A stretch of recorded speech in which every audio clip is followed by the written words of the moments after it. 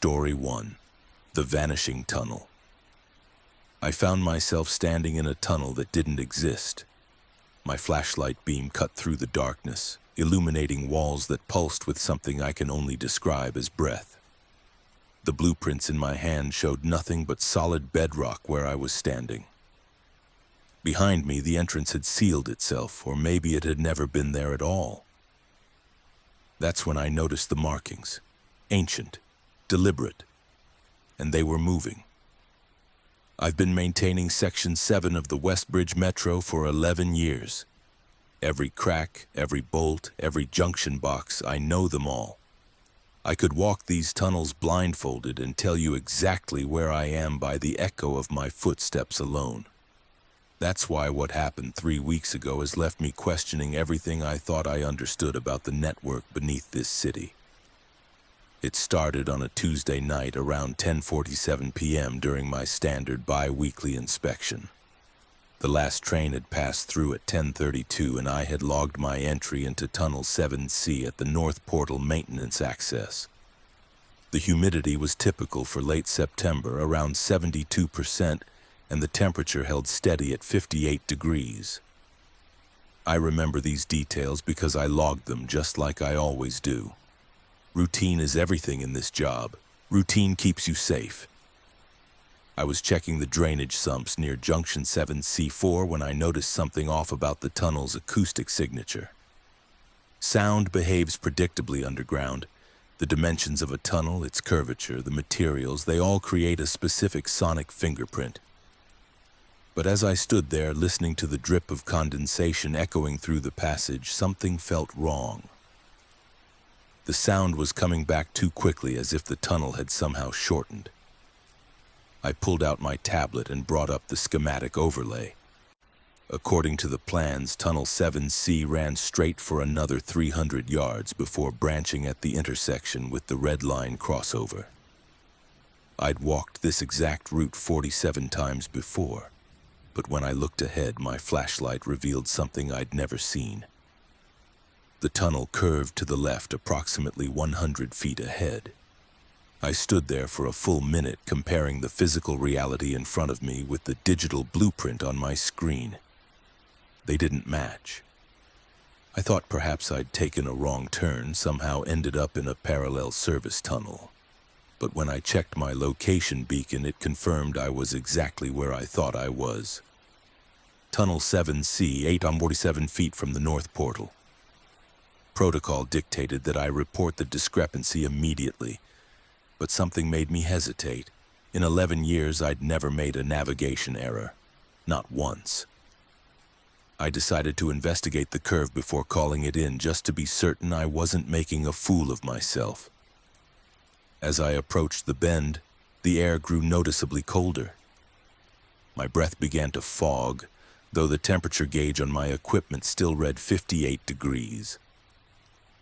The walls here looked different too, older somehow despite the tunnel having been constructed in 1987.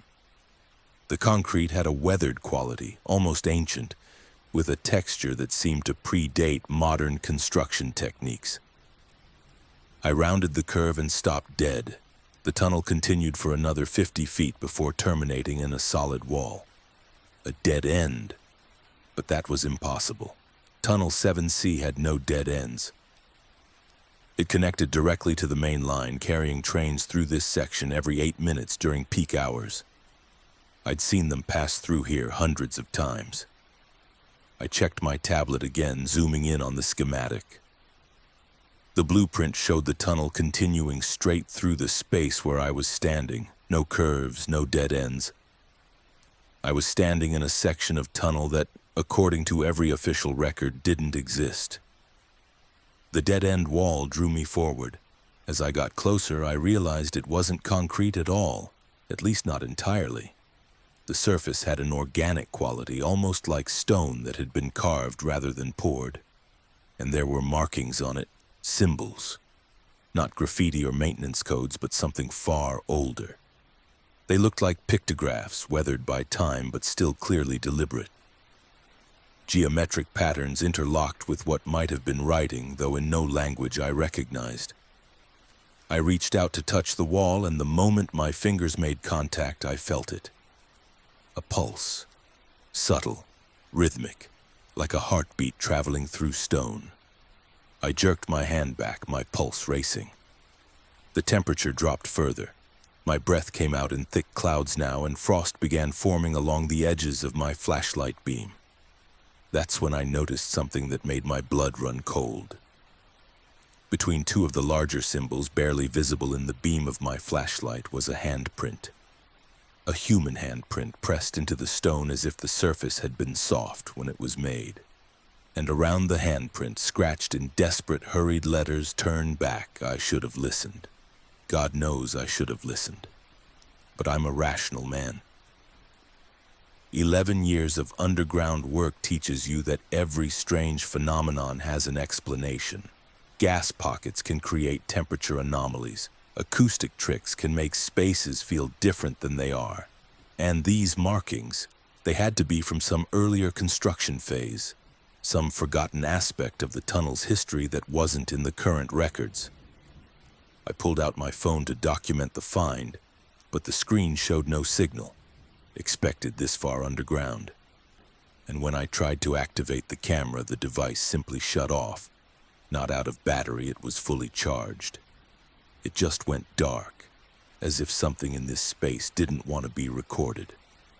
I tried my radio next. "Base, this is Holloway and Tunnel 7C. I've found an unmapped passage terminating in a dead end. Requesting confirmation on historical records for this section." Static.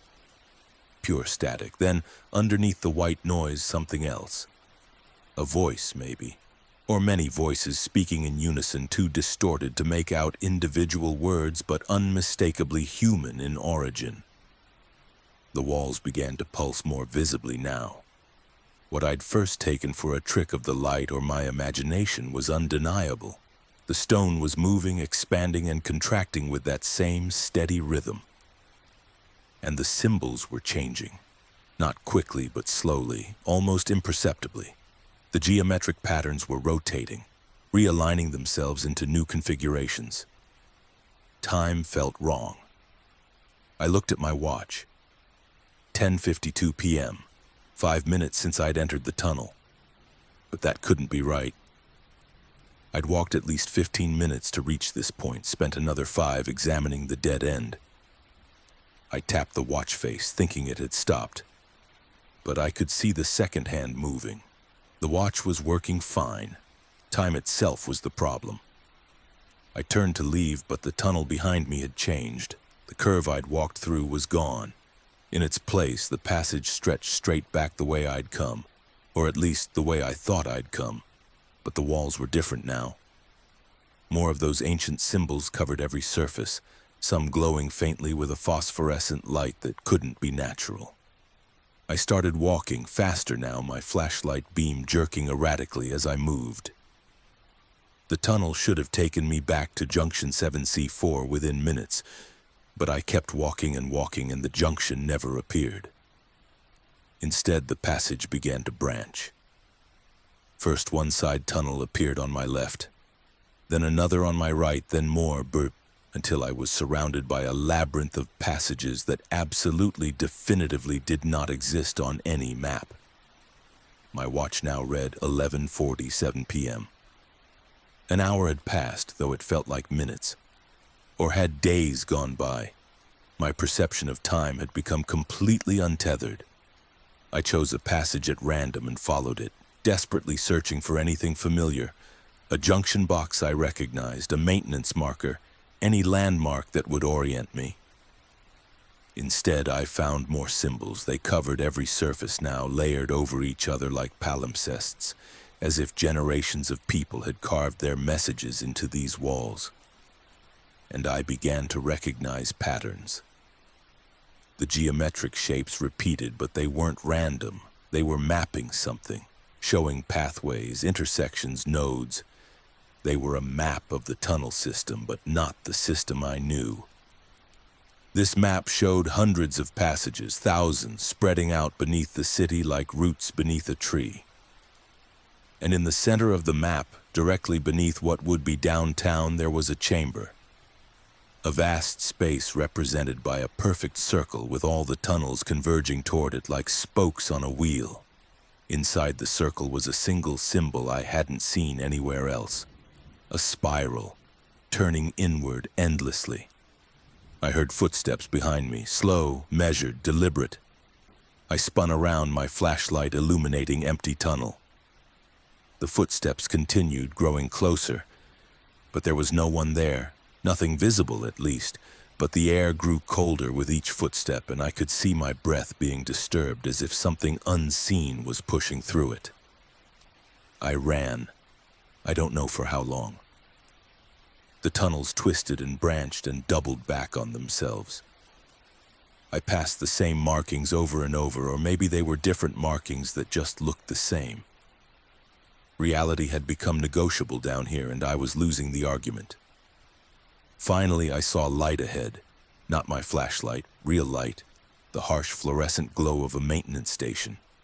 I stumbled toward it, gasping, and emerged into Junction 7C4, my starting point. I checked my watch, 10:53 p.m., 6 minutes since I'd entered the tunnel. I filed my report the next morning, described it as a momentary disorientation, possibly due to fatigue. My supervisor logged it and suggested I take a few days off. I agreed, but here's what I didn't include in the report. I went back to that section 3 days later during daylight maintenance hours with 2 other workers. We walked Tunnel 7C from end to end. Straight passage, no curves, no dead ends. Everything exactly as the blueprints showed it. Except for one thing. At precisely 847 feet from the north portal, there's a section of wall where the concrete looks slightly different. Older, weathered. And if you look closely, really closely, you can see them. Faint impressions beneath the modern concrete, like something trying to push through from the other side. Symbols. The same symbols I saw on that impossible wall. I've requested a transfer to surface maintenance. It was approved this morning. But I still dream about that central chamber, the one shown on the ancient map, the spiral that turns inward forever. And sometimes when I'm lying in bed in the silence before dawn, I can feel it, that pulse, that rhythm, like the city is breathing, and the tunnels are its lungs, and somewhere deep below something is waiting for the rest of us to find our way down. Some tunnels only appear when they want to be found. I think I was supposed to see what I saw. I think it was a warning, or an invitation, or maybe both. And the worst part is I keep thinking about going back. Not because I want to, but because something in those depths recognized me and I can feel it pulling, always pulling, like gravity drawing me back down into the earth where the real city waits. The one that predates the maps. The one that will still be here long after the last train has run and the stations have crumbled to dust. The blueprints don't show everything. They can't. Some passages were never built. They were always there, waiting beneath the concrete and steel, older than the city itself. And if you listen carefully in the deep tunnels late at night when the trains have stopped running, you can hear them.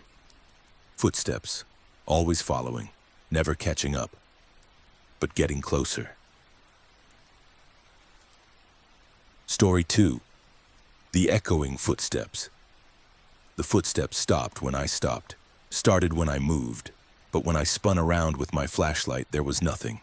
Only my shadow stretched long and distorted against the tunnel wall. Except my shadow had 2 legs, and the one following me had 3. I watched as that third appendage scraped along the concrete, leaving a trail I could hear but couldn't see. And I understood then that some things in these tunnels don't need bodies to walk. My name is Preston Vance, and I've been a tunnel inspector for the Metropolitan Transit Authority for 9 years. Before that, I spent 6 years in the Army Corps of Engineers, so I'm not the type to spook easily. I've worked in collapsed mines, inspected bridge foundations in flooding rivers, and spent a winter maintaining equipment at McMurdo Station in Antarctica. I've seen structural failures, equipment malfunctions, and enough near-death experiences to fill a respectable memoir. I'm telling you this so you understand. I know the difference between genuine danger and phantom anxiety. I know when something is real. What happened to me in maintenance shaft 14D was real. The incident occurred on October 17th during a routine overnight inspection of the auxiliary tunnels beneath the Harrison Street station. These aren't the main passenger tunnels. Those get inspected quarterly by full crews during scheduled maintenance windows. The auxiliary tunnels are the city's underground circulatory system, ventilation shafts, cable runs, drainage channels, emergency access routes. Most of them haven't seen regular foot traffic in years. My job is to walk them monthly, checking for structural integrity, water intrusion, rodent damage, anything that might compromise the primary infrastructure. I entered shaft 14D at 11:17 p.m. through the service entrance behind the station manager's office. The shaft descends at a 15-degree angle for approximately 300 yards before leveling out into a straight passage that runs parallel to the Blue Line tunnels, separated by 40 feet of bedrock. It's narrow, just wide enough for a maintenance cart, with a curved ceiling that forces you to walk slightly hunched. Not my favorite assignment, but straightforward enough. The first sign that something was wrong came about 100 yards in. I was checking the cable trays that run along the eastern wall when I heard it. Footsteps. Not loud, not close, but distinct. The deliberate sound of boots on concrete, echoing from somewhere deeper in the shaft. I stopped walking and listened. The footsteps continued for 3 more beats, then ceased. I called out, "Transit Authority inspection, identify yourself." My voice echoed down the shaft and came back to me, but nothing else. No response, no movement. I checked my radio. "Base, this is Vance in shaft 14D. Do we have any other personnel in the auxiliary tunnels tonight?"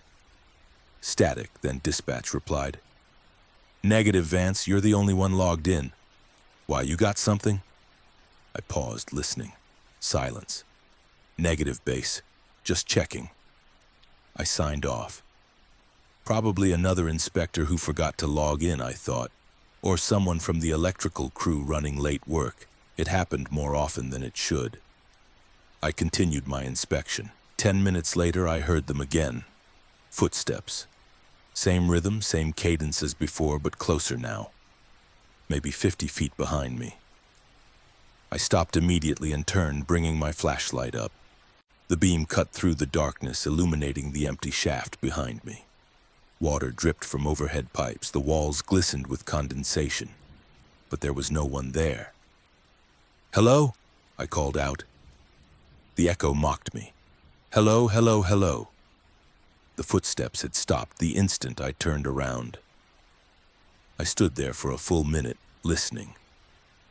My own breathing seemed loud in the confined space. A bead of sweat ran down my back despite the cool air. Then I heard it, not footsteps this time, but something else. A dragging sound, like something being pulled across concrete. It lasted maybe 2 seconds, then stopped. I walked back the way I'd come, sweeping my flashlight across every surface. Nothing. The shaft was empty. I examined the floor, looking for marks, disturbances in the dust. Anything that might explain what I'd heard. The only tracks were my own footprints and the fine layer of settled particulate matter that coats everything down here. I returned to my inspection, walking forward again, but I couldn't shake the feeling that something was wrong. The air felt heavier somehow, more oppressive. The darkness beyond my flashlight beam seemed to press in closer. And then the footsteps started again. This time they matched my pace exactly. I'd take a step, and a beat later, I'd hear a step behind me. I'd stop, and after a brief delay, the footsteps would stop too. I spun around repeatedly, but each time I did, there was nothing, just empty tunnel and my flashlight beam showing me things I already knew. Concrete walls, overhead pipes, cable trays. Nothing that shouldn't be there. I'm not ashamed to admit I was scared. This wasn't normal. This wasn't a colleague playing a prank or acoustic tricks or my imagination. Something was following me in those tunnels, and whatever it was staying just outside my circle of light. I decided to abort the inspection. I turned around and began walking back toward the entrance at a faster pace, no longer caring about the inspection checklist. I just wanted out. But as I walked, I realized something that made my blood run cold. I couldn't remember exactly how far I'd come. The shaft should have been straightforward, 300 yards down, then a straight run. But I'd been walking for what felt like at least 20 minutes, and I hadn't reached the upward slope yet. I checked my watch, 11:51 p.m. I'd been down here for 34 minutes. That meant I should be near the far end of the shaft, not still in the middle section. The footsteps behind me grew louder, not faster but somehow more present, as if whatever was making them was no longer trying to hide. I broke into a jog, my equipment belt rattling against my side. The footsteps matched my speed, and now I could hear that dragging sound again, constant now, scraping along behind me like a third leg being pulled across the ground. I came around a bend I didn't remember being there, and my flashlight illuminated something that shouldn't have existed. A junction. The shaft split into 3 branches, each heading in a different direction. But shaft 14D doesn't have any branches. It's a straight shot. I pulled out my tablet to check the schematic, but the screen wouldn't turn on. Dead, despite being fully charged when I started. Behind me, the footsteps had stopped, but I could feel something there in the darkness just beyond the reach of my light. Watching, waiting. I chose the middle passage and ran. The shaft twisted and turned in ways that defied the blueprints in my head. I passed side passages I'd never seen before, empty rooms with rusted equipment, stretches where the walls were covered in numbers, thousands of numbers, scratched into the concrete like someone had been counting down here in the dark, or counting something. I don't know how long I ran. Time had become elastic, stretching and compressing randomly. My watch had stopped at 11:51 p.m., the second hand frozen mid-tick. My lungs burned, my legs ached. But I kept moving because the alternative was to stop, and I knew with absolute certainty that stopping meant whatever was behind me would catch up. Then, impossibly, I saw light ahead. Not my flashlight, real light, the warm glow of maintenance bulbs. I stumbled toward it and emerged into a chamber I recognized. Access room 14D7, about halfway through the shaft. I'd passed this room earlier. I knew I had, but I couldn't have looped back. I'd been running forward the whole time. I collapsed against the wall, gasping for air. The footsteps had stopped. The chamber was silent except for my ragged breathing and the distant hum of electrical transformers. I was alone. But then I saw them. Footprints. Not mine. These were different. They came up to the doorway of the access room and stopped. Just stopped, as if whoever made them had been standing in the threshold watching me. And next to the footprints was a long scrape mark, the kind that would be made by something being dragged. I forced myself to examine the prints. They were boot prints, similar to my own but not identical. The tread pattern was different, older somehow. And there was something wrong with the spacing. Human footprints follow a predictable pattern, a normal gait cycle.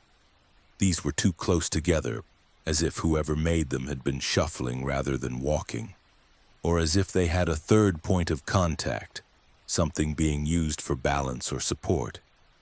That's when I noticed the logs. In the corner of the access room, there was a metal storage cabinet, door ajar. Inside were maintenance logs dating back decades, handwritten reports on yellowed paper, the kind we haven't used since the system went digital in 2003. I pulled out the most recent one and read by the light of my flashlight. The entries were sparse, just dates and initials and brief observations. But as I paged through them, a pattern emerged. Every few months, someone would note hearing footsteps in shaft 14D. The reports went back to 1987 when this section was first opened. Different inspectors, different years, but the same observation. Footsteps in an empty shaft. And several entries included a warning. Do not follow the footsteps to the abandoned junction. I flipped through more pages, my hands shaking. One entry from 1994, written in a hurried scrawl. Followed the sound to junction 14X. It's not on the maps. Found a sealed shaft behind the eastern wall. Something wrong with the air down there. Feels like being watched. Recommend permanent closure. Another from 2001. Whatever is in junction 14X, it's getting more active. The footsteps are louder now, and there are marks on the walls, scratches like something trying to get out. The last entry was dated March 2015, just 5 years ago. I saw it, not clearly, but enough. It doesn't have a third leg, that's not what's being dragged. God help me, I saw what it's pulling behind it. I'm requesting immediate transfer. I will not return to shaft 14D. The entry was signed by James Holloway. I knew that name. Holloway had been a senior inspector, well-respected, 20 years of experience. He'd transferred to surface maintenance in 2015 and retired early in 2018. I'd met him once at a safety seminar. He'd seemed troubled, haunted even. Now I understood why. I looked back at the doorway. The footprints and drag mark were still there, evidence of something I couldn't explain but could no longer deny. And as I stared at them, I realized something else. The drag mark was fresh. The dust around it had been recently disturbed. Whatever had followed me had been here just moments ago. I left the logs and ran. This time I didn't stop, didn't look back, didn't try to understand. I followed the main shaft upward, and after what felt like hours, but my stopped watch couldn't confirm, I saw the service entrance ahead. I burst through it into the station manager's office, gasping, covered in sweat and dust. The station manager, Carol Brennan, looked up from her computer in surprise. "Vance, you okay? You look like you've seen a ghost." I tried to respond, but my throat was too dry. I grabbed a water bottle from her mini fridge and drank half of it before I could speak. "How long was I down there?" I asked. She checked her screen. "Let's see. You logged in at 11:17, it's now 11:54, so 37 minutes. Why? Something happened?" 37 minutes. I'd been down there for 37 minutes, but it had felt like hours. And I'd run for what seemed like miles, but if I'd only been gone 37 minutes, I couldn't have gone more than a quarter mile at most. I filed a report the next day. Reported hearing unexplained sounds, finding old maintenance logs referencing similar incidents, and recommended a full structural survey of shaft 14D, with particular attention to any unmapped junctions or sealed passages. The recommendation was acknowledged and added to the long-term maintenance queue, which means it will probably be addressed sometime in the next decade. I've been reassigned to surface structures pending the survey. But I can't stop thinking about those footsteps, about what Holloway wrote in his final log entry, about what it means that the thing in those tunnels isn't dragging a third leg. So what is it dragging? I think I know. I think all the inspectors who heard those footsteps knew, on some level. The answer is in the pattern, in the way the footsteps match your pace perfectly, in the way they stop when you stop. It's not following you randomly. It's mimicking you, learning you. And what it's dragging behind it, scraping across the concrete in the dark, is the last person who tried to follow it to its source. I've started wearing my headphones during surface inspections now. Volume turned up loud because I don't want to hear footsteps anymore. But sometimes in the quiet moments between songs, I catch it anyway. That familiar rhythm, that patient following. And I realize sound doesn't matter to it anymore. It knows where I am. It knows where we all are. The tunnels connect to everything eventually. Every basement, every subway station, every underground parking garage. And once something in those tunnels learns your pattern, learns your gait, your rhythm, your pace, it can follow you anywhere. Even to places where there shouldn't be tunnels at all, especially there. Story 3. The light that follows. The light was getting closer, not because it was moving faster, but because the tunnel was shrinking around me, compressing reality until distance became meaningless. My flashlight showed solid concrete 10 feet ahead, but the floating orb of luminescence was somehow there too, occupying the same space, existing in a geometry my eyes couldn't process. And then I realized it wasn't getting closer to me. I was getting closer to what it had been trying to show me all along. The thing buried in the walls where the first excavation crew disappeared, where they're still digging. My name is Raymond Tate. I've been a maintenance crew chief for the Metropolitan Transit Authority for 14 years, specializing in electrical systems and power distribution in the underground network. I hold a master electrician's license, a structural engineering degree from State University, and I've consulted on the electrical retrofits for 3 major subway expansions. I'm telling you this because what I'm about to describe sounds impossible, and I need you to understand that I know these systems. I know how electricity works, how light propagates, how the human eye perceives illumination. What I saw in Tunnel 9B violated every principle I've built my career on. The incident occurred on November 3rd, beginning at approximately 9:15 p.m. I'd been assigned a priority work order to inspect the electrical systems in Tunnel 9B, one of the oldest sections in the network. The tunnel was originally built in 1923 with major renovations in 1967 and minor updates in 1998. The electrical system was a patchwork of generations, some original copper wiring encased in cloth insulation, some modern LED fixtures, and everything in between.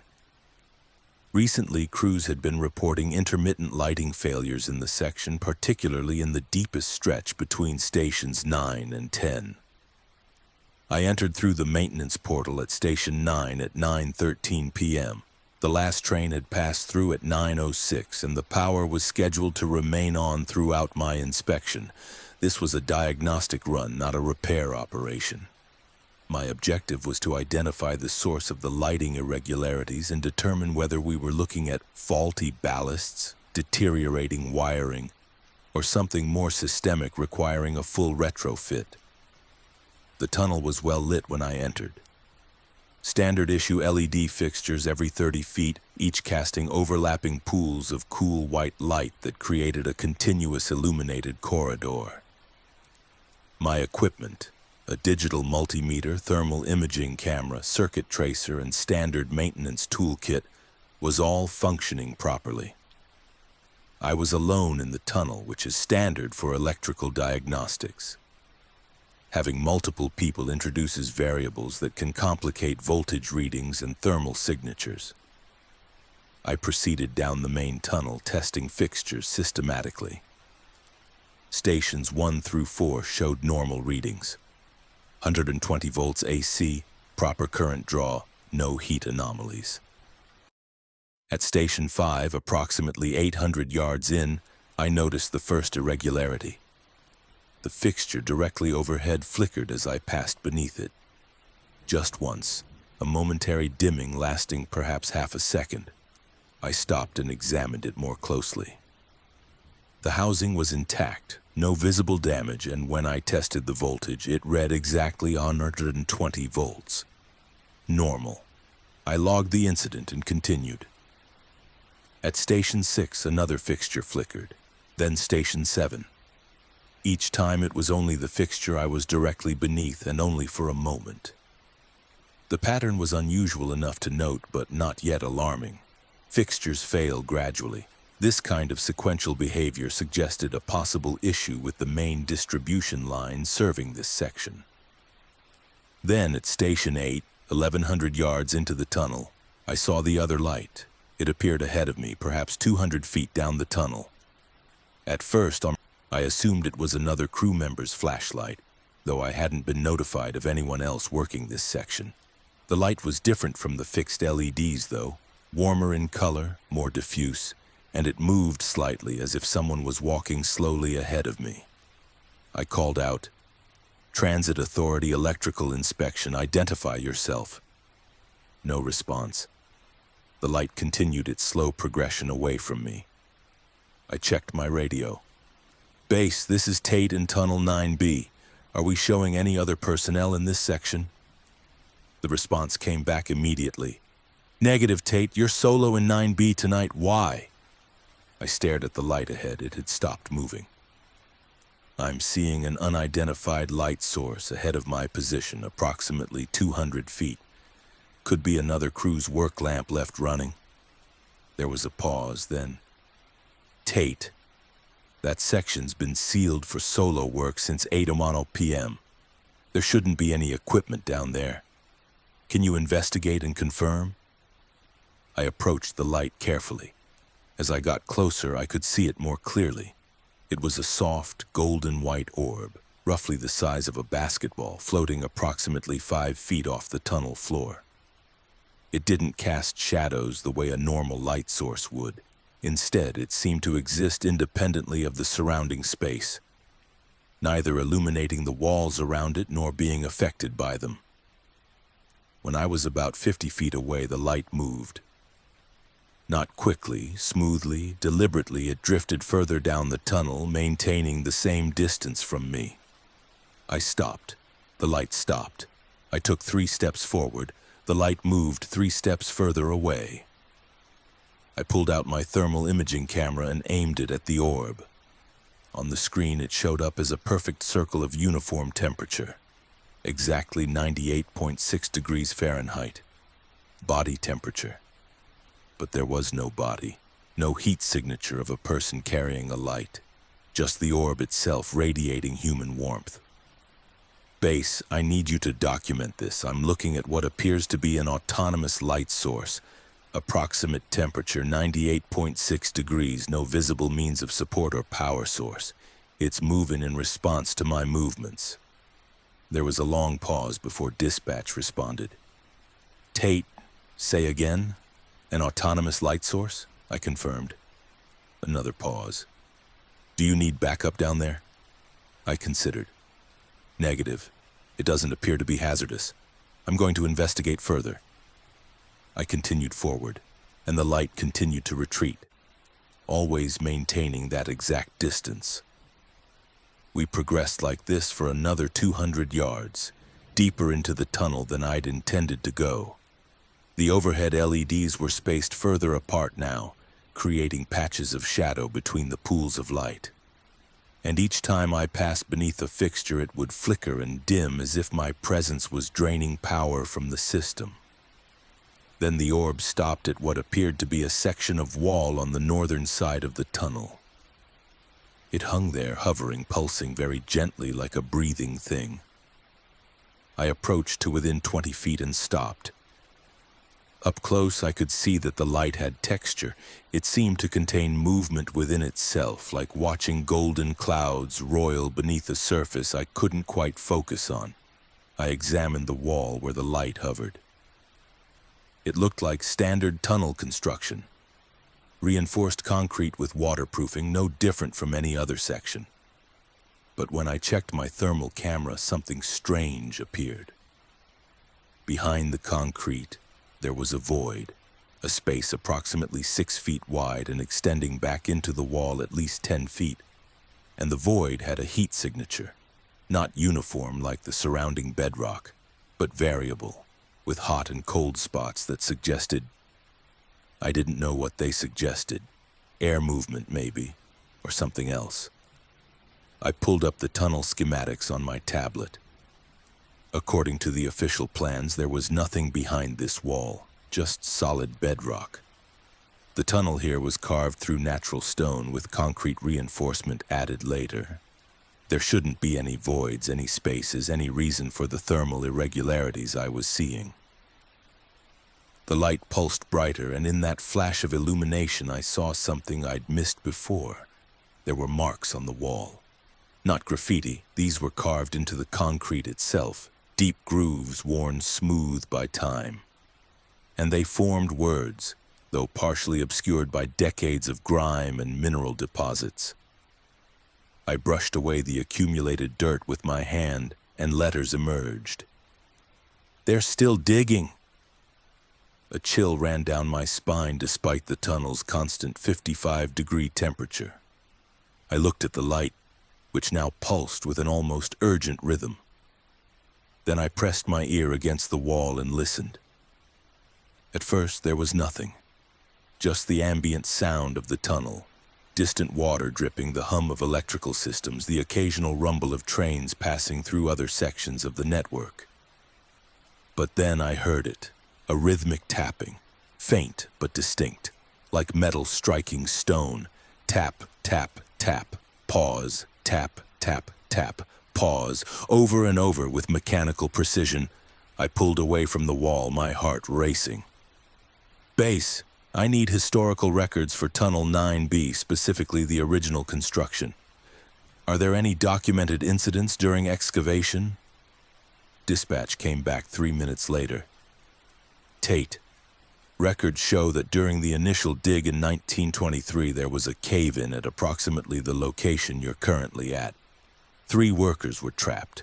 The rescue operation was unsuccessful. They sealed that section and continued the tunnel route 20 feet to the south." I looked at the wall with new understanding and horror. "So this section is directly adjacent to the original collapse site?" Dispatch confirmed. "Affirmative." The bodies were never recovered. The decision was made to seal the unstable section and work around it. The tapping sound grew louder, or maybe I was just more aware of it now. My attention focused entirely on what lay behind that concrete wall. Tap, tap, tap, pause, tap, tap, tap.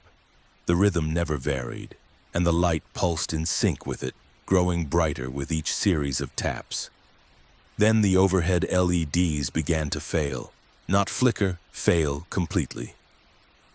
One by one, starting from the direction I'd come and progressing toward my position, the fixtures went dark. I watched the darkness swallow the tunnel behind me, section by section, until only the immediate area around me remained lit. The orb of light detached from the wall and moved. This time it didn't retreat. It circled around me slowly, as if examining me from all angles. And where it passed, I felt warmth. That same 98.6 degrees radiating onto my skin. It was close enough now that I could see inside it, see the roiling patterns that made up its substance. And I realized what I was looking at. It wasn't light, at least not in any conventional sense. It was energy given form, shaped by intention, by need. It was someone trying to communicate. The orb completed its circle and returned to the wall. It pressed against the concrete, and for a moment I could see through it, see what lay beyond. Not with my eyes. My eyes saw only concrete and the orb's glow.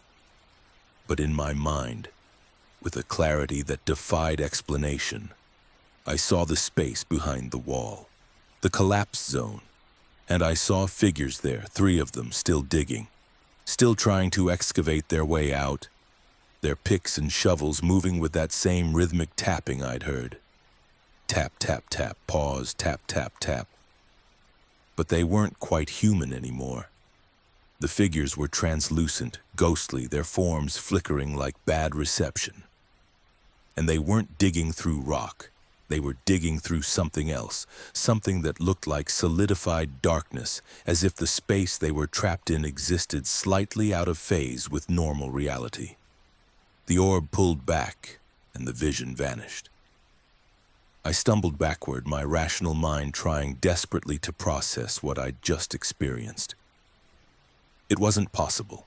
It violated everything I understood about physics, about death, about the fundamental nature of reality. But the tapping continued. Tap, tap, tap. Pause, tap, tap, tap. The orb began to move again, this time heading deeper into the tunnel.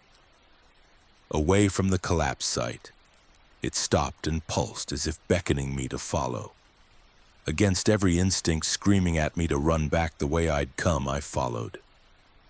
We progressed another 300 yards into the deepest section of Tunnel 9B, the area approaching Station 10. Here, the construction was different, older, more primitive. The walls showed the chisel marks from the original excavation, only partially covered by later concrete reinforcement. And there were more markings, more carved warnings. Do not dig deeper. The light follows. They want out. The orb stopped at another section of wall, this one showing visible cracks in the concrete. My thermal camera revealed another void behind it, larger than the first, and when I pressed my ear to the wall, I heard not one rhythm of tapping, but many. Dozens, maybe hundreds of distinct points of impact, a cacophony of desperate excavation that shouldn't be possible, shouldn't be real. I pulled up historical records on my tablet, my hands shaking so badly I could barely navigate the interface. The search revealed something I'd never seen in any official documentation. A memo from 1923 marked classified and only declassified in 2015. It detailed a decision made during the original construction. When the first cave-in occurred and trapped 3 workers, the rescue effort had revealed something else. The collapse had opened into a much larger void, a natural cavern system that hadn't been detected during the initial surveys. And there was evidence of previous excavation in that cavern, old tools, markings, what appeared to be primitive mining operations dating back long before the subway project. The memo went on to describe how the rescue team had reported strange phenomena while attempting to reach the trapped workers. Lights moving in the darkness, sounds of digging coming from multiple directions. The sense that the cavern system was much more extensive than initial assessment suggested. The decision was made to seal the collapse site immediately, abandon the rescue, and route the tunnel around the unstable area. The memo concluded with a recommendation. Under no circumstances should future excavation attempts be made in the sealed section. The instability is not structural, it is fundamental. I looked up from my tablet to find the orb directly in front of my face, inches away. Up close, I could feel it, not just the warmth, but something else, a presence, an awareness, and it was afraid, desperately, terribly afraid. The tapping sound suddenly increased in intensity, becoming a frantic hammering. The walls began to shake. Fine cracks appeared in the concrete around me, spreading like spider webs. And in those cracks, I saw light. Not the golden warmth of the orb, but a harsh, cold radiance that seemed to come from somewhere infinitely deep, somewhere that shouldn't connect to these tunnels at all. The orb shot away from me, heading back the way we'd come at incredible speed. I ran after it, my equipment forgotten, focused only on keeping that golden light in sight because it was the only thing that seemed real anymore. The overhead LEDs flashed and sparked as I passed beneath them, and behind me I could hear it. The sound of concrete cracking, of something vast beginning to shift and move. I emerged from Tunnel 9B at 11:43 p.m., 2.5 hours after I'd entered. The orb stayed with me until I was through the maintenance portal. Then it vanished, winking out like someone had flipped a switch. I collapsed on the platform, gasping, covered in concrete dust from the deteriorating tunnel. Emergency crews sealed Tunnel 9B that night. Official reason: structural instability requiring immediate remediation. The truth is more complicated. The seismic sensors installed after the incident showed continuous activity behind the wall. Rhythmic impacts, always at exactly the same frequency. Tap, tap, tap, pause. Tap, tap, tap. Except now the sensors show it's not coming from just one location. It's coming from multiple points throughout that sealed section, spreading along the length of the old collapse zone. And the thermal imaging revealed something else. Something that made the decision to seal the tunnel permanent. The heat signatures behind the walls aren't random. They're organized, they're moving, and they're all the same temperature. 98.6 degrees Fahrenheit, the temperature of living human bodies. I've been reassigned to surface electrical systems. I'm grateful for the transfer, but it doesn't help. Because 3 nights ago I was working late in my apartment and I saw it again.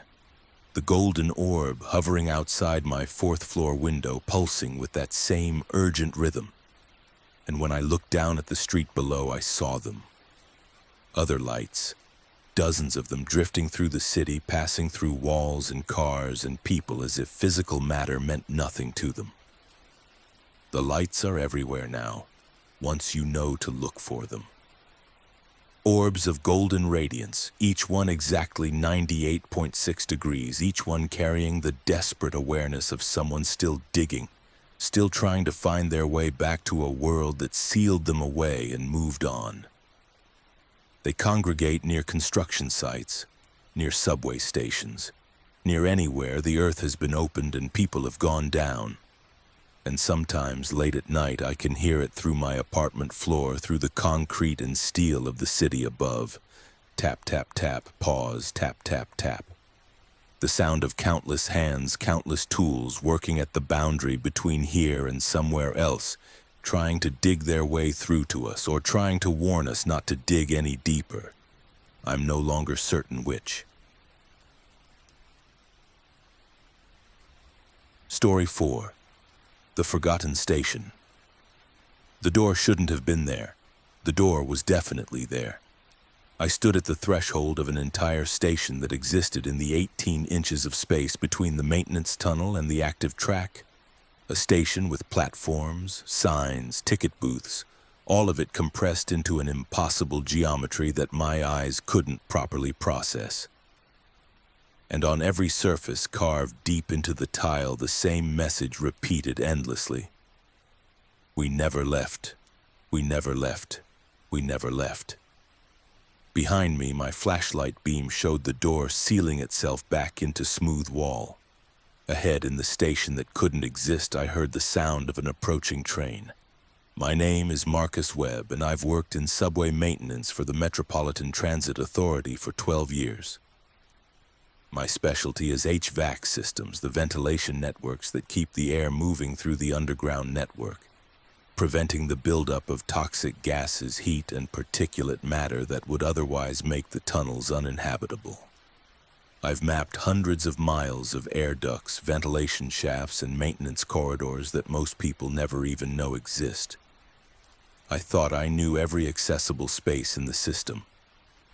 I was wrong. The incident began on December 8th at approximately 2:30 a.m. I was conducting a routine inspection of the ventilation system serving the Red Line between Concord Station and Belmont Station, specifically examining a vent grate that had been reported as producing unusual airflow sounds. The grate was located in Maintenance Corridor 23R, a narrow service passage that runs parallel to the main Red Line tunnel. The corridor is unremarkable. Concrete walls, exposed pipes and conduits, LED work lights every 40 feet. It's accessed through a locked service door at Concord Station and runs for approximately 800 feet before terminating at another service access point near Belmont. I've walked it dozens of times over the years. It's familiar territory. The vent grate in question was located about 600 feet into the corridor, mounted in the eastern wall at chest height. According to the work order, station personnel had reported hearing sounds coming from behind it. Not mechanical sounds, but something described as voices or music. Likely just acoustic resonance from the active tunnel carrying sounds in unexpected ways, I'd thought. Common enough in underground spaces. I reached the grate at 2:37 a.m. and immediately noticed something odd. The surrounding wall showed signs of recent damage, fresh scratches and scrapes on the concrete, as if something had been repeatedly rubbing against it. I examined the grate itself and found the fastening bolts were loose, looser than they should be given that this section had been renovated only 5 years ago. I removed the grate to examine the ductwork behind it, and that's when I saw it. The vent didn't connect to a duct. Behind the grate was a door, not a maintenance access panel, a door. A full-sized wooden door with a tarnished brass handle, set into a frame that should have been impossible given the architectural layout. According to every schematic, every blueprint, every survey, there was nothing behind this section of wall except 18 inches of concrete and then the outer wall of the active red line tunnel. There wasn't room for a door, let alone wherever a door might lead. I stood there for several minutes trying to rationalize what I was seeing. Perhaps it was a sealed storage closet from an earlier construction phase. Perhaps the schematics were outdated, incomplete. Perhaps I was looking at the corridor from the wrong angle and had gotten disoriented. But no, my GPS beacon confirmed my exact position, and the door was exactly where it couldn't be. I should have called it in immediately. Protocol required reporting any unmapped spaces before investigation. But I was curious and I was alone, and I thought if it was just an old storage closet, I'd look foolish calling in a full crew for something so minor. I tried the handle. It turned smoothly, well-oiled despite the apparent age. The door swung inward, revealing darkness beyond. I brought up my flashlight and illuminated the space beyond the threshold. It was a stairway. Stone steps descending at a steep angle, walls lined with white tile bearing the distinctive styling of early 20th century subway design, beveled edges, that particular shade of cream white that was standard in the 1920s. The air that wafted up from below was cool and stale, carrying a faint musty smell, but also something else. A trace of perfume, maybe, or cigarette smoke, old smells, preserved somehow. I descended the stairs, 14 steps, I counted them, and then I emerged onto a platform. It was a subway station, complete in every detail. The platform was approximately 200 feet long, lined with wooden benches in the arts and crafts style. Tiled pillars supported the ceiling at regular intervals, each decorated with mosaics showing the station name, Marlow Station. Above the platform, the curved ceiling was lined with original incandescent fixtures, their brass housings tarnished but intact. And below, set into the platform's edge, the track bed extended into darkness in both directions. But this was impossible. Marlow Station didn't exist. I knew every station in the system, active and abandoned, and there was no Marlow Station. There had never been a Marlow Station. I walked along the platform, my footsteps echoing in the empty space. Everything was pristine, as if the station had been sealed and forgotten decades ago, preserved exactly as it had been on its last day of operation. Advertising posters lined the walls, products and movies from the 1920s and 30s, their colors faded but still legible. A newspaper rack held yellowed editions of the Evening Chronicle dated October 14, 1934. A ticket booth stood at the far end of the platform, its brass grating closed, the ticket rolls still visible inside. I approached the booth and examined it more closely. Behind the grating, everything was in order. The ticket machine, a cash register, even a cup of coffee sitting on the counter. Its contents long since evaporated to a dark stain. And on the wall behind the counter, there was a schedule board showing train arrival times. The last entry, written in chalk that still hadn't faded completely, read, "Last train, 11:47 p.m. special service." Beneath that, someone had written in what looked like pencil, "We're waiting." A chill ran down my spine. I pulled out my radio to call this in, but the device was dead. Not just no signal, completely dead. The display blank despite fresh batteries. I tried my phone. Same result. Even my flashlight began to flicker, its LED dimming as if the battery was draining. Then I heard it. Footsteps. Multiple sets of footsteps coming from somewhere deeper in the station. I spun around, bringing my failing flashlight up, and saw figures moving in the shadows at the far end of the platform. Indistinct shapes, humanoid but somehow wrong in their proportions or their movement. They seemed to glide rather than walk, their forms flickering like old film projection. "Hello?" I called out. My voice echoed strangely, as if the space was both confined and vast simultaneously. "Is anyone there? This is MTA maintenance. This area is restricted." The figure stopped moving. For several seconds, there was absolute silence. Then, from multiple directions at once, voices began speaking. Dozens of voices, maybe hundreds, all talking over each other in a cacophony I couldn't parse. But underneath the chaos, I could make out repeated phrases. "We never left. Still waiting. The train is coming. We never left." I backed toward the stairway I'd descended, keeping my light pointed at the figures. As I moved, I noticed something that made my blood run cold.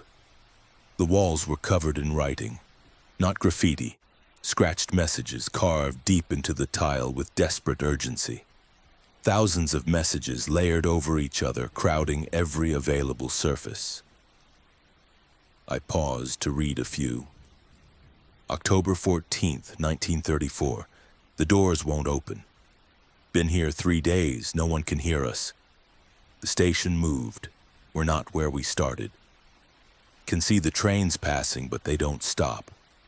We never left, we never left, we never left. That last phrase was repeated everywhere, scratched into every surface I could see, sometimes written large, sometimes tiny, sometimes carved so deep the tile was nearly cut through. We never left, we never left, we never left. I reached the stairs and started climbing, but something was wrong. The stairs kept going, more than 14 steps, more than 20, more than 30. I counted 40 steps before I stopped and looked back. Below me, the station was still visible, no further away than it had been when I started climbing. And the figures on the platform were watching me now. Their attention focused, their forms more solid. I ran. I don't know how many steps I climbed. The stairway seemed to stretch on forever, the door at the top never getting closer. My lungs burned, my legs ached, but I kept moving because behind me I could hear them. The figures were on the stairs now, climbing after me, and with them came a sound like wind through tunnel, but also like voices, still chanting, "We never left, we never left, we never left." Then, abruptly, I burst through the door and into maintenance corridor 23R. I stumbled forward, gasping, and turned to look back. The door was closing, swinging shut on its own. Through the narrowing gap, I could see the stairs, the platform beyond, and the figures still climbing toward me. Then the door clicked shut, and I was staring at the vent grate, back in its original position as if it had never been removed. I checked my watch. 2:41 a.m., 4 minutes since I'd removed the grate. But I'd spent at least 20 minutes in that impossible station, probably longer. Time had compressed or expanded or simply stopped meaning anything in that space. I grabbed my toolkit and ran back to Concord Station, not stopping until I was above ground in the station manager's office. When I tried to file my report, I found that my voice recorder, which I'd had running during the inspection, contained no audio. Just static, and underneath it, barely audible, that same chanted phrase, "We never left." I spent the next 3 days researching. What I found only deepened the mystery. There were references to a Marlow station in planning documents from 1922, but it was never built. The proposal was rejected because the chosen location was deemed geologically unstable. According to the records, no excavation was ever performed at that site. But then I found something else. A newspaper article from October 15, 1934. A small item buried on page 12 of the Evening Chronicle. It reported that a train on the Red Line had disappeared during its late-night run on October 14th. The train, carrying an estimated 40 to 60 passengers, had left Concord Station at 11:47 p.m., the same time as the last train noted on the schedule board I'd seen, and failed to arrive at Belmont Station. A search was conducted, but no trace of the train or its passengers was ever found. The official explanation was that the train had been diverted for maintenance reasons, and the passenger manifest was lost in an administrative error. But I know better now. That train arrived exactly where it was supposed to. It pulled into Marlow Station, the station that was never built, and the doors opened, and the passengers stepped onto the platform to wait for their next connection. And they're still waiting, trapped in a space that exists in the 18 inches between what is and what was supposed to be. I tried to return to Corridor 23R the following week, accompanied by a full inspection team. We went to the exact location where I'd found the door. The vent grate was there, properly secured. Behind it was standard HVAC ductwork, exactly as the schematic showed. We removed a section of wall to verify, 18 inches of concrete, then the outer wall of the active tunnel.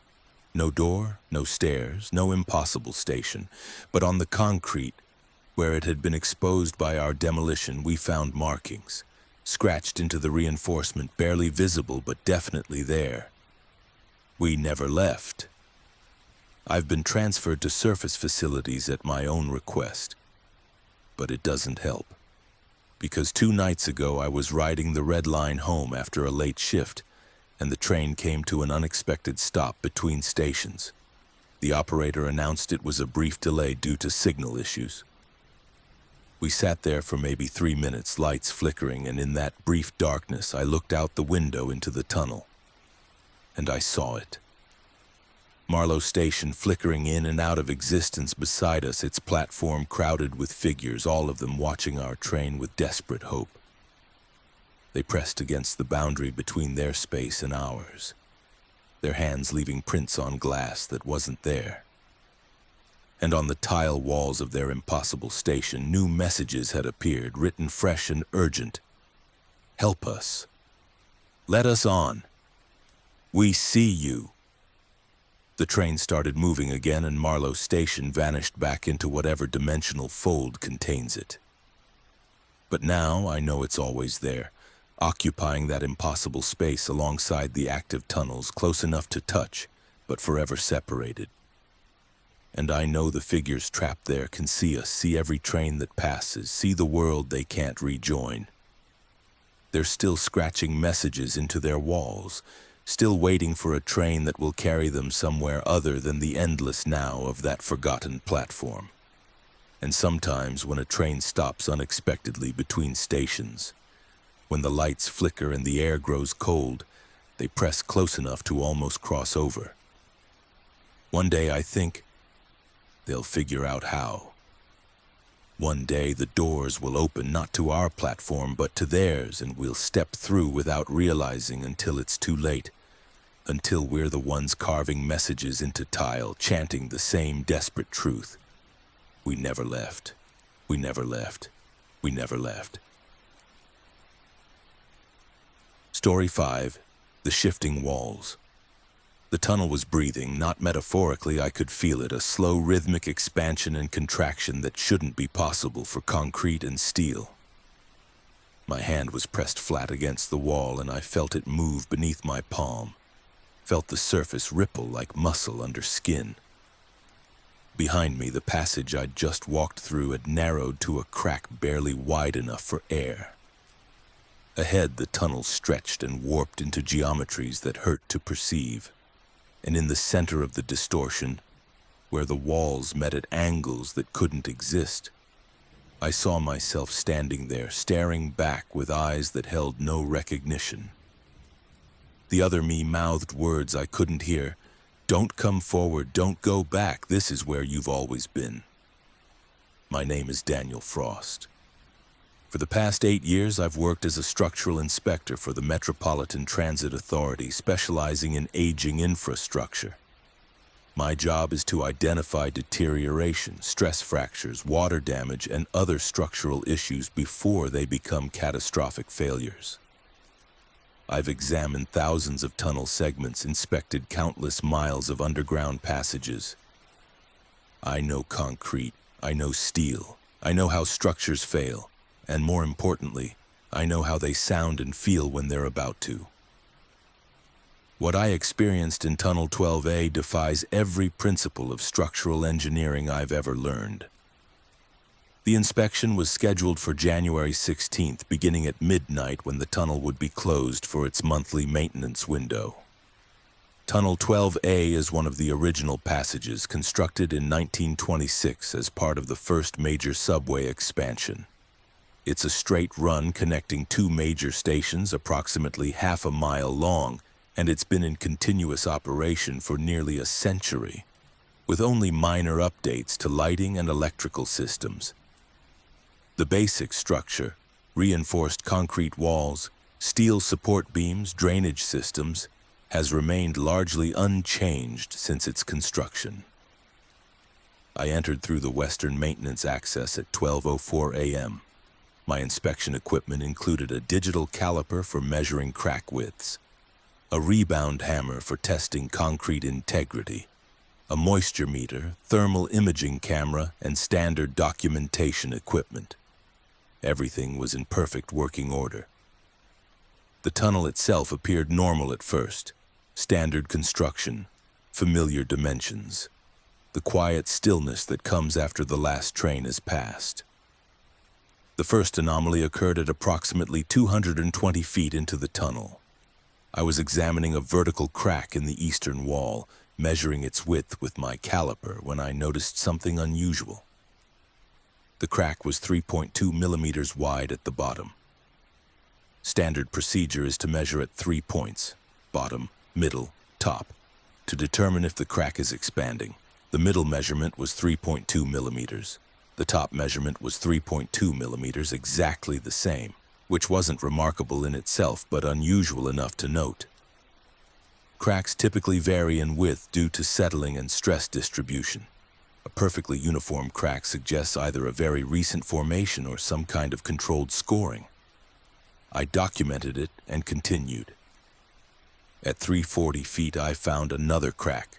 Same configuration, perfectly vertical, exactly 3.2 millimeters wide along its entire length. At 460 feet, another one. Same location on the eastern wall, same dimensions. The pattern was too regular to be natural deterioration. I stopped and examined the tunnel more carefully. The overhead lighting cast the familiar pools of illumination every 30 feet, creating a rhythm of light and shadow extending into the distance. But something about the spacing felt off. I pulled out my laser distance meter and measured the gap between fixtures. 30 feet exactly. I measured again, different fixtures. 30 feet, and again, 30 feet. Perfect consistency isn't inherently suspicious. These fixtures were installed to specification, but in practice there are always minor variations. Installation tolerances, wall irregularities, settling. A variance of a few inches is normal, but every measurement I took was identical to within a millimeter, as if the entire tunnel had been constructed from a single repeating template. I continued forward, now hyper-aware of my surroundings. At 580 feet, I noticed the next anomaly. I couldn't remember the last 50 feet of tunnel. Not clearly. I had a vague sense of having walked it, of having checked the walls and ceiling, but no specific memories. I checked my documentation camera. It showed a gap in the timestamp.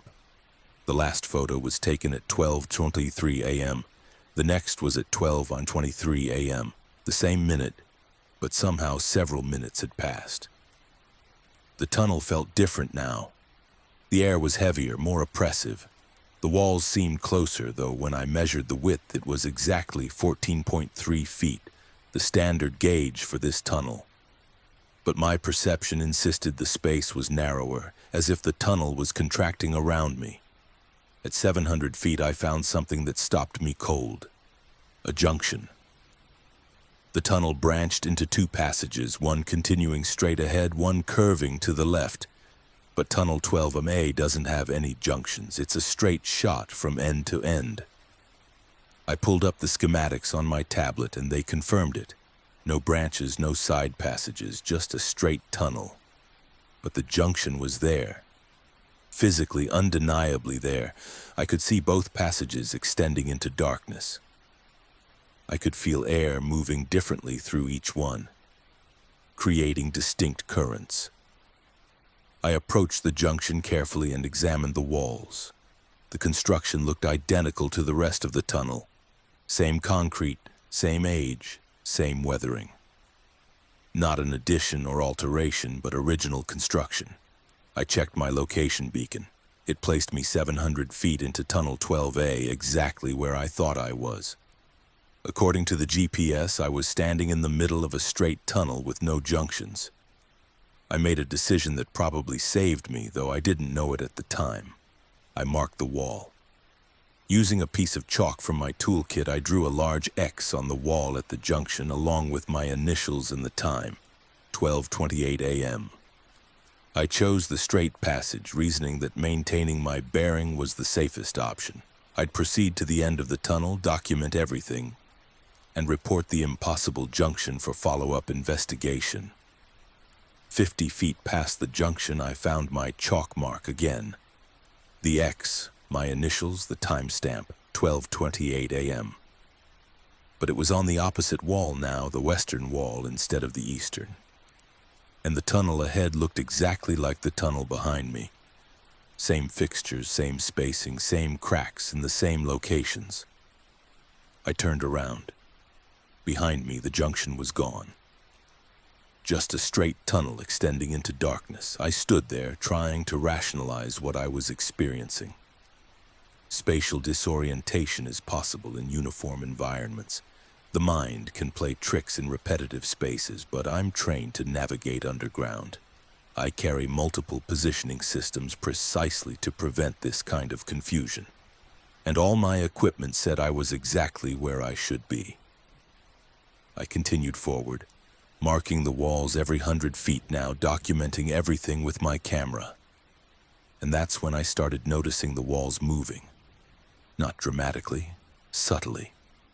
A slight bulge would appear in the concrete, maybe an inch of protrusion, then slowly recede. Or a section of wall would seem to shimmer, as if I was seeing it through heat distortion, though the temperature was a constant 52 degrees. I'd look directly at a segment of tunnel and it would be stable. I'd look away and back and the proportions would be slightly different. The ceiling a bit lower or the walls a bit closer. I stopped and pressed my hand flat against the wall. For a moment it felt normal. Cool, solid concrete. Then I felt it. A pulse, slow and rhythmic like a heartbeat traveling through the structure. The wall expanded very slightly under my palm, then contracted. Expanded, contracted. The tunnel was breathing. I jerked my hand back and watched the wall. In the stark LED lighting, I could see it now that I knew what to look for. The entire tunnel was moving, a slow undulation traveling along its length like a wave through water. The ceiling rose and fell by fractions of inches. The floor rippled. The walls expanded and contracted, and the dimensions were changing. The tunnel was narrower now. I measured 13.1 feet across, more than a foot less than before. The ceiling was lower too. I'm 6 feet tall, and I'd been walking comfortably with several feet of clearance. Now I could reach up and touch the ceiling with barely a stretch. Behind me, when I looked back, the tunnel had compressed even more. The passage I just walked through was now barely 10 feet across and maybe 7 feet high. I could see my chalk marks on the walls, but they were closer together now, as if the distance between them had contracted. Panic began to set in. I started walking faster, nearly jogging, my flashlight beam cutting erratically through the darkness ahead. The tunnel continued to narrow. 9 feet across, 8 feet.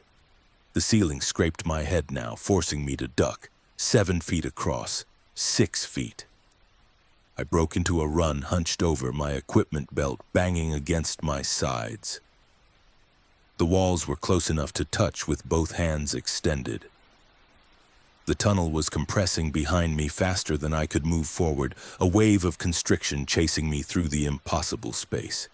Then I saw it ahead. Another junction. 3 branches this time, spreading out like veins. I chose the middle one and ran through, and the tunnel opened up briefly. Back to normal dimensions, maybe 15 feet across. I gasped for breath, my heart pounding, but the relief was short-lived. This new section was different. The walls were covered in markings, not graffiti, but geometric patterns carved deep into the concrete.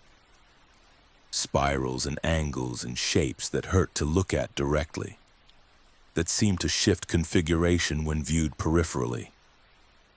And the tunnel itself was curving now, bending in ways that shouldn't be possible. I could see the path ahead twisting upward or downward or sideways. My perception couldn't settle on which direction it was actually going. I checked my GPS beacon. No signal. My tablet showed my location as a blinking error message. My watch had stopped at 12:28 a.m., the same time I'd marked the first junction. The walls began to move more dramatically now. Sections would bulge outward, then collapse inward, creating temporary alcoves and protrusions. The tunnel was reshaping itself around me, forming new configurations with each passing moment. And in those brief moments when sections of wall pushed outward, I could see behind them. Not solid bedrock, but space. Vast empty space extending in impossible directions. The tunnel wasn't a passage through Earth. It was a structure floating in nothing, a defined space existing without external support. And as it shifted and changed, I could see other tunnels beyond the walls. Other passages that intersected at angles that violated 3-dimensional geometry. I saw a figure ahead, standing in the tunnel, backlit by the LED fixtures, perfectly still. As I got closer, my flashlight revealed it fully, and horror washed over me. It was me, an exact duplicate, wearing the same uniform, carrying the same equipment. We stood there, maybe 20 feet apart, staring at each other. The other me raised one hand slowly and pointed behind me. I turned. Another me was standing there, and another beyond that, and more stretching into the distance. Dozens of me, all standing in the same tunnel that somehow extended infinitely in both directions. I looked back at the figure I'd first seen. It mouthed words. "Don't come forward, don't go back. This is where you've always been." The tunnel convulsed. The walls rippled violently, and the ceiling dropped suddenly, forcing me to crouch. The other figures didn't move, didn't react, as if they were part of the structure itself rather than separate entities. And then I understood. They weren't duplicates. They were iterations, different versions of this moment, different possibilities of my path through this space, all existing simultaneously. I closed my eyes and forced myself to think rationally. The tunnel was impossible. The duplicates were impossible. But my equipment, my training, my understanding of structural engineering, none of that was wrong, which meant the tunnel itself was operating under different rules, different laws of physics. If the space could fold and twist and overlap itself, if distance and dimension were negotiable, then navigation by normal means was useless. I needed to find the anchor point, the fixed reference that would allow me to orient myself, the chalk marks. I'd been marking the walls, creating fixed points of reference. If I could find one of my marks, match it to a timestamp, I could reconstruct my path. I opened my eyes and searched the walls, ignoring the duplicate figures, ignoring the breathing motion, focusing only on finding my marks. There, 50 feet ahead on the western wall, my X mark, my initials, but the timestamp was wrong. It read 12:23 a.m., 5 minutes before I'd made the first mark. I ran to it, examined it closely. The chalk was fresh, the mark clear. But I hadn't made this mark at 12:23. I'd taken my last photo at 12:23, then continued into the tunnel for another 5 minutes before encountering the first junction. Unless I had made the mark, and my memory of the sequence was wrong, or time in this space didn't flow linearly, Or I had walked this section before and would walk it again, and the marks existed outside normal causality. I made another mark next to it, deliberately different, a circle instead of an X, with the current time, according to my stopped watch, 12:28 a.m. Then I walked forward, searching for more marks. I found them, dozens of them. X marks and circle marks, my initials repeated endlessly along the walls with timestamps ranging from 12:23 to 12:47. A total span of 24 minutes, but distributed randomly with no chronological order. And some of the marks I didn't remember making at all. The tunnel began to compress again, narrower and narrower, the walls closing in, 8 feet, 6 feet, 4 feet. I had to turn sideways to continue, my chest scraping against one wall, my back against the other. The duplicate figures had vanished, no room for them in the contracting space, 3 feet across. I could barely move, had to shuffle sideways, my breathing coming in short gasps. The concrete pressed against me from both sides, cold and unyielding. Or was it unyielding? I felt it pulse again, felt the walls compress further, and I screamed, a raw, primal sound that echoed strangely in the minimal space. Then abruptly the tunnel opened up. The walls receded, and I stumbled forward into a vast space, not a tunnel anymore, but a chamber. Spherical or close to it, maybe 100 feet in diameter, with passages branching off in every direction. Up, down, sideways, at diagonal angles, dozens of tunnels extending from the central chamber into infinity. And in the center of the chamber, suspended in mid-air with no visible support, was a structure.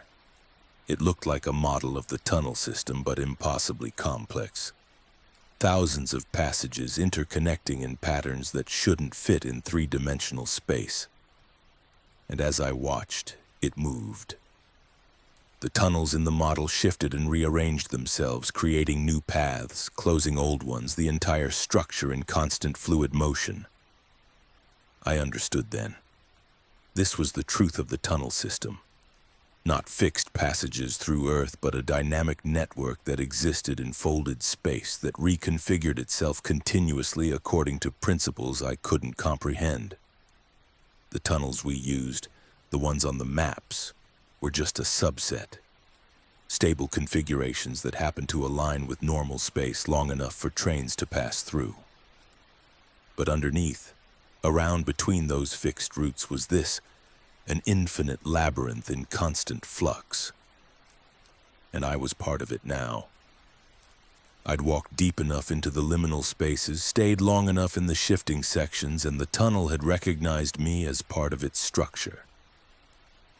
That's what the duplicates were.